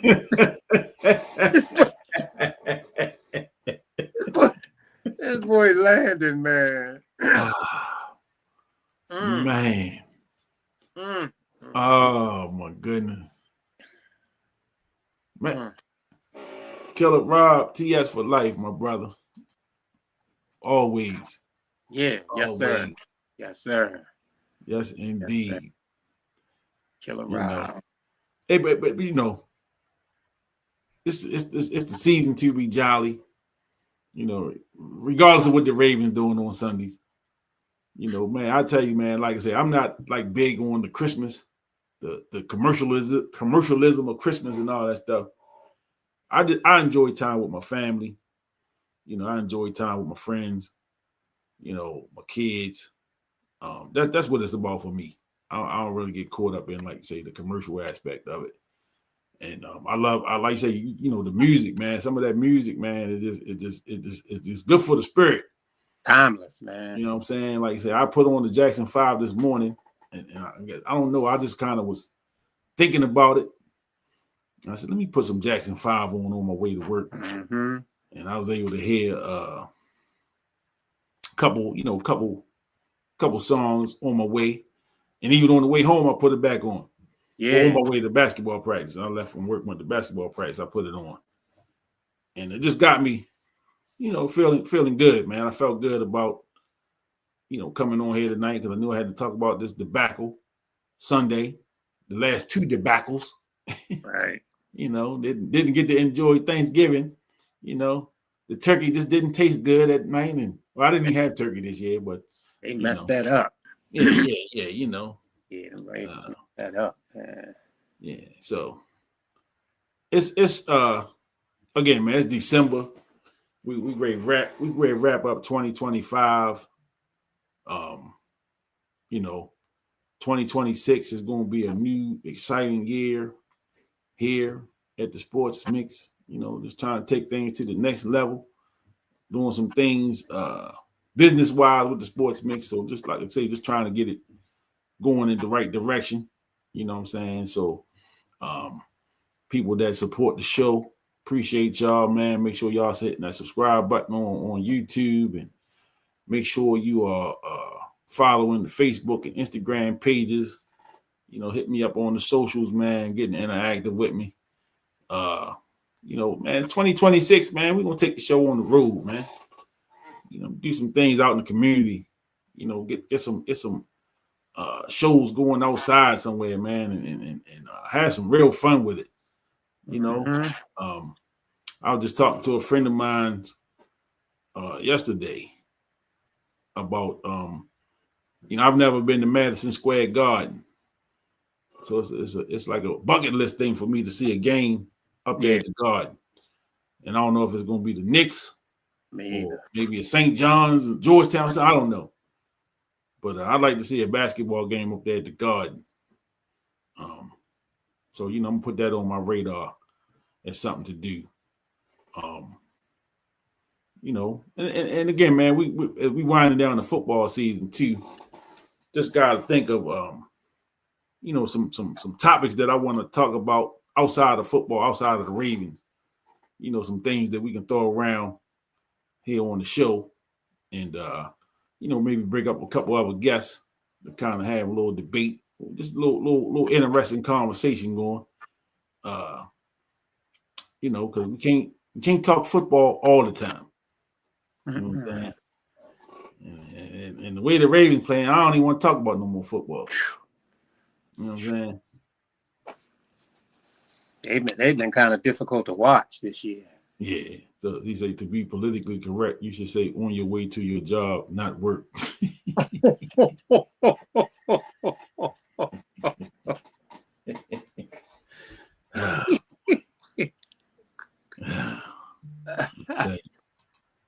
Man, shout out to Baltimore's very own Derek Queen, man. Yesterday, man, he had a triple-double, man. Man. He dropped man. in 33 minutes. He Hey. had 33 points, 10 rebounds, 10 assists, 4 blocks, 11 for 15 from the field, and that was against the San Antonio Spurs, Wemby and the crew. DQ look real comfortable out there, don't he? Yeah, man. DQ look like he belong. He doing some things, man. He doing some things. Yeah, could he be the rookie of the year? Yeah, he got to be in the running, I would think. You know, got a ways to go, so we'll see how he continue with the rest of this year. But I know the team has to be happy with his performance. Those Pelicans. Yeah. Yeah, I like Shorty, man. Yeah. He come with the goods, man. I mean, he can go. You know what I'm saying? He can go, man. He looks so smooth, man. Like he don't even look like he playing hard. I know. Like it just comes so easy to him. You know? And again, man, we you know, all the hype was on the kid from Duke. And he's playing pretty good. Oh yeah. Yeah, he's playing pretty good ball, but man, DQ, man, when a lot of people wasn't talking about DQ, you know, and like you say, he pulled out that triple-double last night, and I was impressed, man. I've been impressed by him, just by the way he plays, because he looks so comfortable. He don't look rushed. He don't look like that the game is too big for him. You know, there was a lot of question about, was he athletic enough? Was he fast enough? You know, and I think he's answering all those questions, man. He plays his game. You know, he doesn't get caught up in the hype and what people saying about him or what they said about him. What was his so-called weaknesses supposed to be? And we know it's still early. This is rookie year. Yeah, he still got room to grow. Mm-hmm. You know, he still got room to grow, man. He looked like the type player that's coachable. You know, he looked like somebody, man, that wants to get better. You know, and just imagine, man, you know, like there's always a learning curve once you go into a professional league. Once you level up, you know, from high school to college, there's a learning curve. From college to pro, there's a learning curve. You know, and he's on the fast track. You know, he's on the fast track, man, because he's going to become one of those ones. His name's going to start to be in the scouting report. You know, they're going to start to look to see. All right, now, you know, and again, he is a multi-dimensional. He's not just a scorer. You know what I'm saying? He's not a guy that can just do one thing. He can score it. He can rebound it. He can do good passes. You know what I'm saying? He sees the floor where he can push the ball up the floor. You know, he can run the break. You know what I'm saying? So his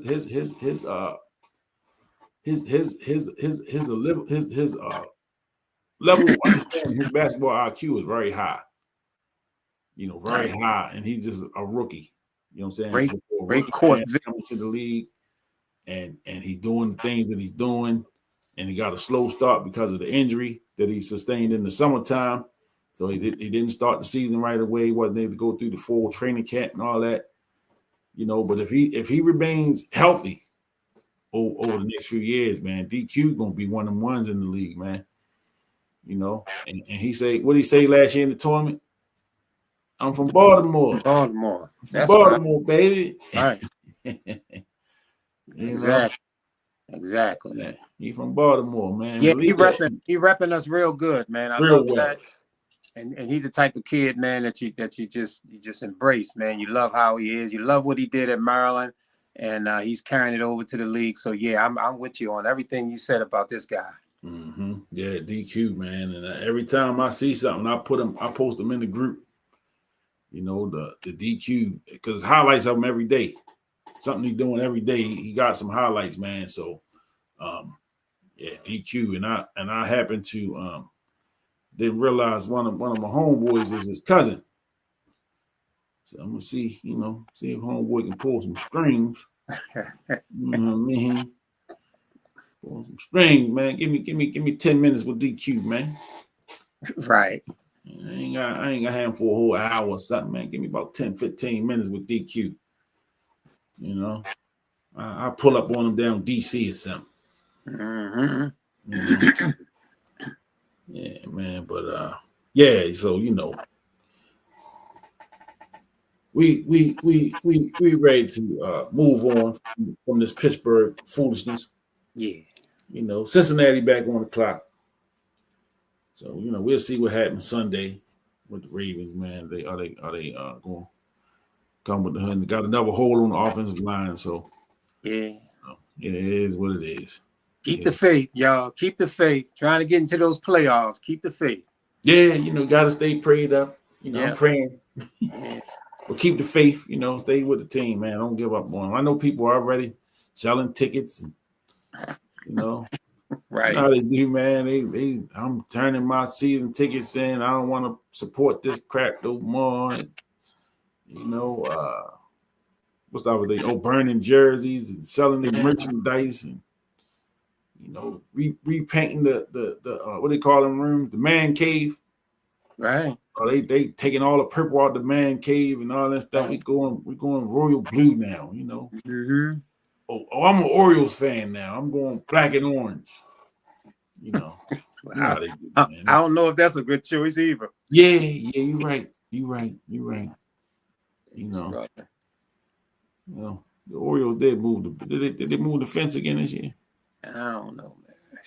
They trying to make some moves. I'm hearing they looking at trying to bring some pictures and stuff in. Yeah, well, I know they were talking about Schwarber, Kyle Schwarber. He re-signed with Philly, so he did resign. Yeah, he re-signed 5 for $150. Yeah. So he ain't coming. No. It'd been nice to see him. I think he'd have hit a lot of home runs, hit that warehouse. Oh yeah. He's a strong boy. That dude Schwarber. You know what, man? I might have to block this dude, man.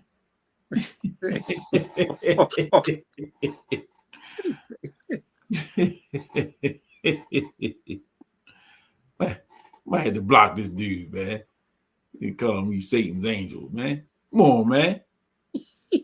Come on, man. Don't do that to me, man. Read that, man. I can't see it. Read that, Kenny. He said, Dean, that's Satan's angel saying, stay prayed up.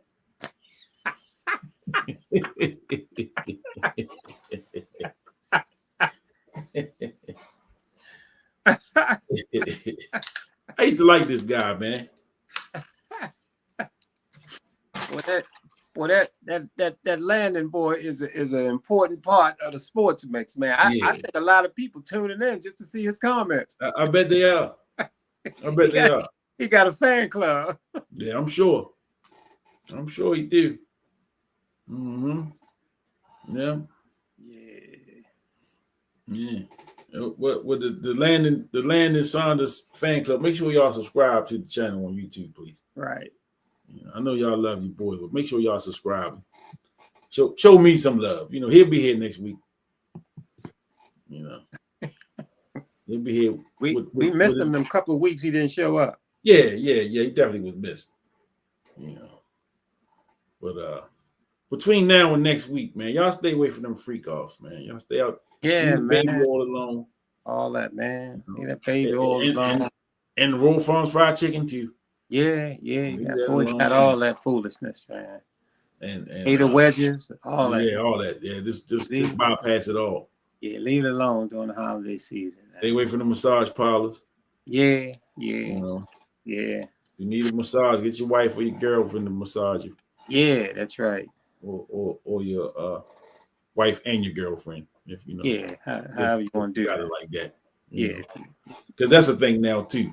Yeah, these sister wives and all this stuff going on. It's a whole lot going on these days. Yeah. But with all that being said, I think it's time to wrap this puppy up. It's been an interesting flow for sure. Yeah, no doubt. I'll say that. It has been an interesting flow, but we here, man. We here, man. There it is. Mm. There it is. Mm. Mm. Mm-mm.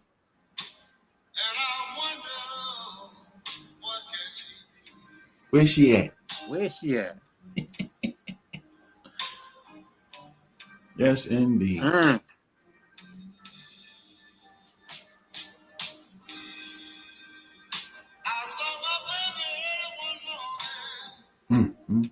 They call it the blues. Yes, it is.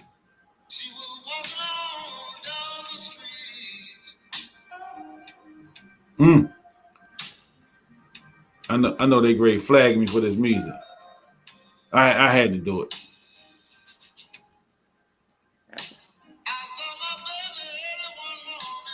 We got the blues now. The Ravens did it.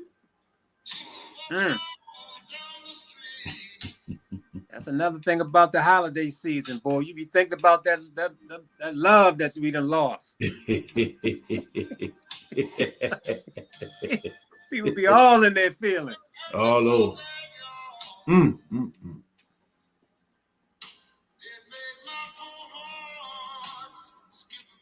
Dang, skip the beat.